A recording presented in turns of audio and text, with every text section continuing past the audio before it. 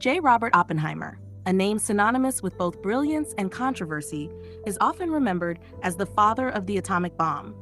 His journey from a curious child to one of the most pivotal figures in modern history is a story of intellectual ambition, ethical dilemmas, and profound scientific achievement. Julius Robert Oppenheimer was born on April 22, 1904, in New York City, to a wealthy and cultured family.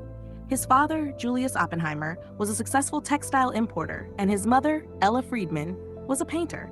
From a young age, Robert showed an intense curiosity about the world around him.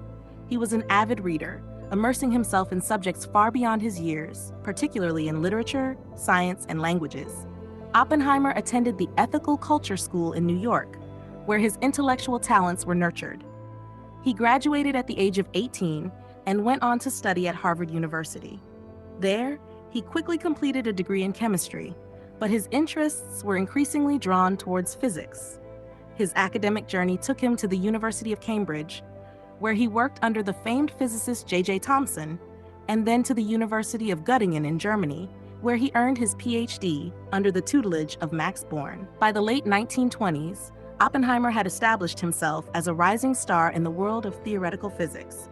He returned to the United States and joined the faculty at the University of California, Berkeley, and the California Institute of Technology. There, he made significant contributions to quantum mechanics and the theory of quantum electrodynamics. Oppenheimer was known for his deep understanding of the subject and his ability to inspire and challenge his students. However, Oppenheimer was not just a scientist. He was also a man of broad cultural and political interests. He became increasingly involved in political discussions, particularly those concerning social justice and anti-fascism. His political leanings, combined with his scientific brilliance, would later play a crucial role in his involvement with the Manhattan Project. The turning point in Oppenheimer's life came in 1942, when the United States, embroiled in World War II, initiated the Manhattan Project, an ambitious and secretive program aimed at developing the world's first atomic bomb. Due to his exceptional knowledge of theoretical physics and his leadership qualities, Oppenheimer was appointed as the scientific director of the project. Under his leadership, the project brought together some of the greatest minds in physics, including Enrico Fermi, Richard Feynman, and Niels Bohr. They worked tirelessly at the Los Alamos Laboratory in New Mexico, racing against time and against the possibility that Nazi Germany might develop a similar weapon first. Oppenheimer's vision and determination were instrumental in overcoming the numerous scientific and technical challenges the team faced. He was deeply involved in every aspect of the project, from theoretical calculations to the practical engineering problems of building the bomb. Despite the immense pressure, Oppenheimer managed to steer the project to success. The idea of creating an atomic bomb was not born out of a single moment of inspiration, but was rather a culmination of years of scientific progress in nuclear physics.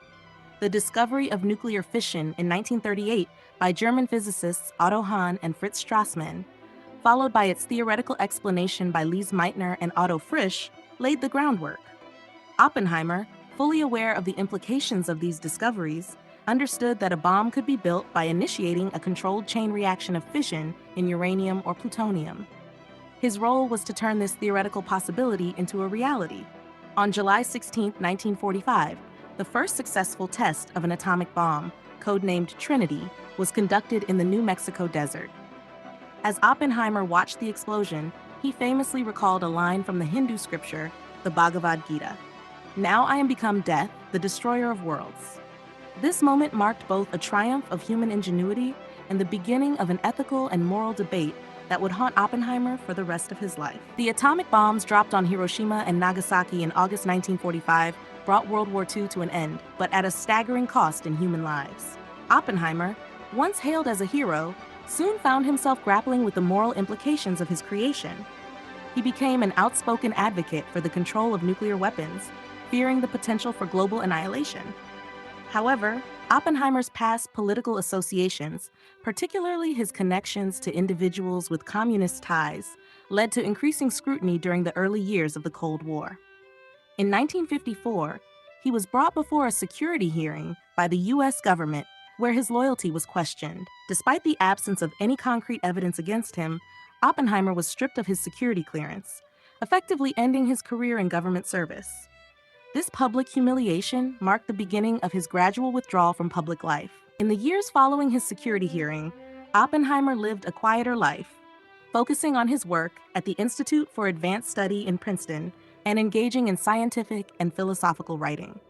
His health began to decline in the 1960s, and on February 18, 1967, J. Robert Oppenheimer passed away from throat cancer at the age of 62.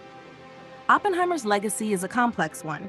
He is remembered as a brilliant scientist who made one of the most significant contributions to modern history, yet he is also a symbol of the ethical dilemmas faced by scientists whose work has the potential to change the world in both constructive and destructive ways.